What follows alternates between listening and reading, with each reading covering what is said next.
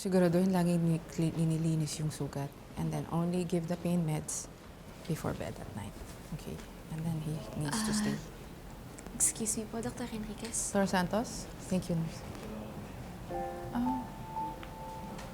Ano to, Dr. Santos? Dok, tungkol po dun sa bloodletting po. Napag-isipan ko po kasi yung sinabi po ninyo eh. Don't worry, Annalyn. Sorry ha, at naging pakialamera ko. Don't worry, hindi na kita pipilitin. May nakuha na nga ang kapalit mo eh. May nakuha na po. Ano yun, doktora? Wala po. Naisip ko po kasi na pumapayag na po akong sumama dun sa bloodletting. Pero kung may iba na pong sasama, okay lang po. Pasensya na po, Dok. Sige.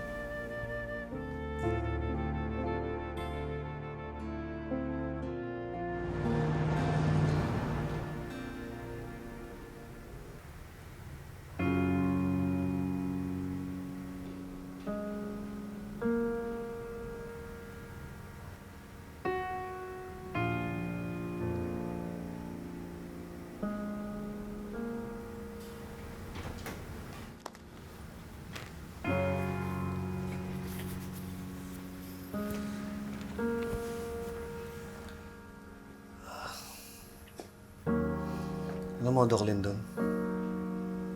kung nandito lang si Emily, I don't think magugustuhan niya yung ginagawa mo. Doc, hindi mo kilala si Emily.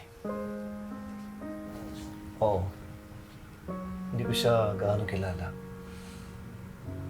Pero ang isang tao nagmamahal ay nasasaktan kung ang taong mahal niya ay sinisira ang sarili dahil sa kanya.